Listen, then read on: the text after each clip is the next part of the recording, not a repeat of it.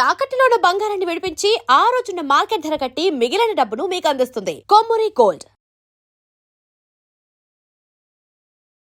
నమస్తే, welcome to our channel.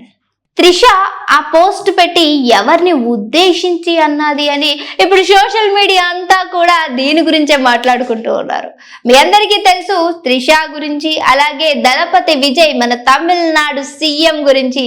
So వస్తున్నటువంటి వార్తల గురించి ఇద్దరిలో ఎవరు కూడా అధికారికంగా ఎలాంటి కూడా క్లారిఫికేషన్ ఇవ్వలేదు. మరి ఎవరికి నచ్చినట్లు వాళ్ళు రాసుకోవడంలో చెప్పడంలో తప్పు లేదు అని కొంతమంది అభిప్రాయం.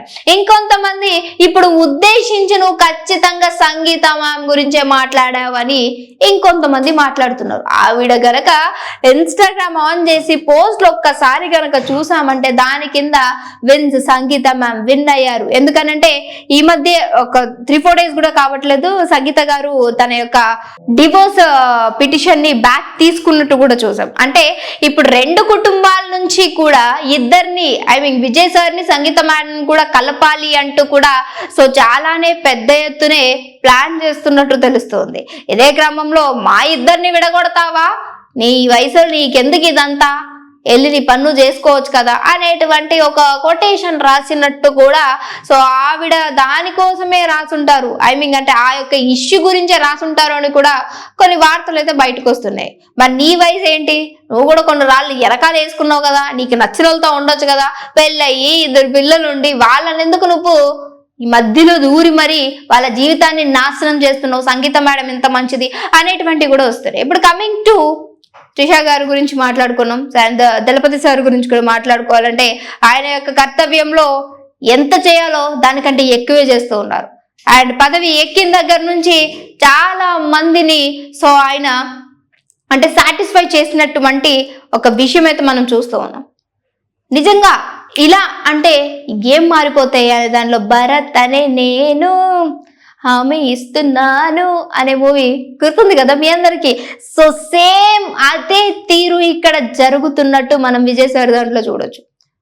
ఆయన చెప్పింది చెప్పినట్టు విత్ ఇన్ డేస్ లో అండ్ 24 hours లో మీకు కానీ ఏదైనా ప్రాబ్లం ఉంది అంటే నాకు ఒక వీడియో షూట్ చేసి పంపించండి.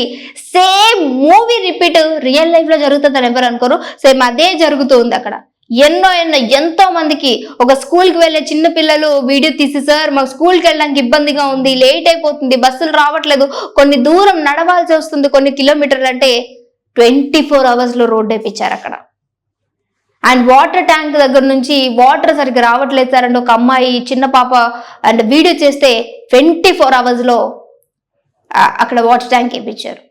ఇలా ఆ భరత్ అనే నేలలో ఇలా అవుతాయి అని చిటికేసినట్టు నిజంగానే ఈరోజు అలాంటి ఒక గొప్ప నాయకుడు అని మాట్లాడుకుంటూ ఉన్నారు. ఇప్పుడు కమింగ్ టు పర్సనల్ లైఫ్. ఇప్పుడు పర్సనల్ లైఫ్ గురించి మాట్లాడేటువంటిది ఎవరికి కూడా అసలు అంత రైట్ లేదు, కానీ ఇది పబ్లిక్ గా వచ్చినప్పుడు ఖచ్చితంగా మాట్లాడతారు. ఇప్పుడు త్రిష విజయ్ సార్కి బర్త్డే విషెస్ చెప్పినా తప్పే, చెప్పకపోయినా తప్పే, ఆవిడ పోస్ట్ పెట్టినా తప్పే, పెట్టకపోయినా తప్పే. పెట్టట్లేదంటే ఇప్పుడు వీళ్ళిద్దరి మధ్య ఈవిడే అడ్డుగా ఉందని ఈవిడకి అర్థమైపోయింది త్రిష గారికి, అందుకని సైలెంట్ గా ఉంది అంటారు. ఏదైనా పోస్ట్ పెట్టి ఒక చిన్న కొటేషన్ రాశారు అని అంటే ఇప్పుడు వీళ్ళిద్దరు కలిశారు కాబట్టి కుళ్ళుతోటి కుతంత్రంతో జీర్ణించుకోలేకపోతుంది, అందుకే కొటేషన్ రాశారు అంటారు. అంటే ఎవరైనా ఒక వివాదంలో ఇరుక్కున్నారు అని అంటే వాళ్ళు ఏం చేసినా, కూర్చున్న తప్పే, నుంచున్న తప్పే, పడుకున్న తప్పే, లేచిన తప్పే, అసలు వాళ్ళు ఏం చేస్తున్న ఇంకా మనిషి తప్పు అంటారు. అలాంటిదే ఇప్పుడు జరిగింది అనుకోవచ్చు. ఎందుకంటే వివాదంలో ఇరుక్కున్న తర్వాత ఖచ్చితంగా నెటిజన్లు నెట్టింట వైరల్ చేస్తూ ఉంటారు. అలాంటిదే ఈరోజు త్రిష గారు కూడా ఇరుక్కున్నటువంటి పరిస్థితి.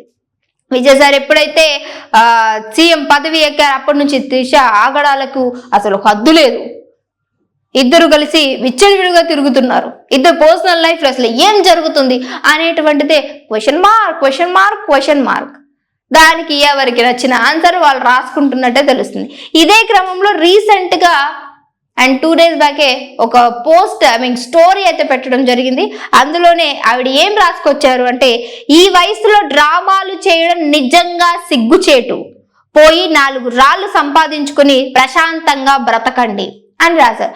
ఇక్కడ ఎక్కడ సంగీత గారి గురించి రాసినట్టుంది? అంటే ఎక్కడ ఆవిడ యొక్క డివోర్స్ పిటిషన్ వెనక్కి తీసుకుంది కాబట్టి అసలు దానికి దీనికి లింక్ ఎలా ఉంది నాకు అర్థం కావట్లేదు. అంటే నేను జస్ట్ నా పర్స్పెక్టివ్ లో మీకు చెప్తున్నాను. 4 రాళ్ళు సంపాదించుకోండి అంటే ఎవరైతే వాళ్ళ మీద ఎలిగేషన్స్ వేస్తున్నారో అది కానప్పటికీ అంటే పని పాట లేకుండా ఇదే పనిగా మాట్లాడే వాళ్ళ గురించి రాసి ఉండొచ్చు కదా, లేదంటే ఆవిడ లైఫ్ లో ఇంకెంత పర్సనల్ లైఫ్ ఉండొచ్చు కదా. ఇప్పుడు సంగీత గారికి ఏమైనా డబ్బు తక్కువ? ఆవిడకి అసలు సంపాదించుకునేటువంటి ఇది లేదా? ఆవిడ సంపాదించకపోయినా తరతరాలు కూర్చుని తరగని ఆస్తి సంగీత గారిది. మరి ఇంకా ఆవిడ గురించి నువ్వు పోయి 4 రాళ్ళు వెనకాల వేసుకో, ఈ వయసులో ఏంటని ఎందుకంటారు?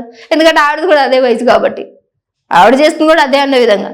ఎవరు కూడా ఆవిడ చెప్పింది ఆవిడ చేసుకున్నది బయట చెప్పాలని అనుకోరు. ఈ అన్నిటి దానికే లింక్ చేసే ఈ జనాల గురించి ఏం మాట్లాడో అర్థం కావట్లేదంటూ ఇప్పుడు నెట్టింట ఈ మాటలు కూడా వైరల్ గా మారుతూ ఉన్నాయి. నీకు జరిగిన శాస్త్ర జరిగింది, వాళ్ళిద్దరు గాడ్ చూస్తున్నాడు అనేటువంటి కామెంట్స్ ఆవిడ ఇన్స్టాగ్రామ్ కనుక ఆన్ చేసి చూస్తే అవే కనిపిస్తూ ఉంటాయి. కానీ ఎవరిని కూడా ఏమి అన్నటువంటి దిశ సో ఎందుకు నా మీద ఇలాంటి ఒక ఎలిగేషన్స్ వేస్తున్నారు అంటూ కూడా సో ఇండైరెక్ట్ గానే కౌంటర్ ఇస్తున్నట్టు తెలుస్తోంది. సో దళపతి సార్ ఆయన యొక్క ఏదైతే పదవి చేపట్టిన దగ్గర నుంచి ఆ పనిలో బిజీ అయిపోయారు. గత కొన్ని రోజులుగా చూసుకుంటుంటే త్రిష గారికి కొన్ని అంటే అవకాశాలు కూడా అంతగా లేనట్టు కూడా తెలుస్తుంది.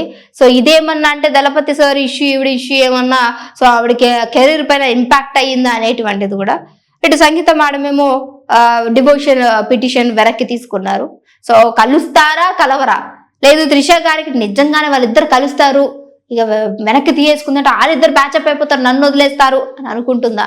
ఎందుకంటే ఒక అఫీషియల్ నోట్ అనేది ఎవరికి కూడా రాలేదు. అఫీషియల్ గా ఇటు త్రిష గారు కావచ్చు, అటు దళపతి సార్ కావచ్చు, ఎవరు కూడా ఎస్ మా ఇద్దరం రిలేషన్ లో ఉన్నాము, మా ఇష్టం అనేటువంటిది కూడా ఏమి చెప్పలేదు.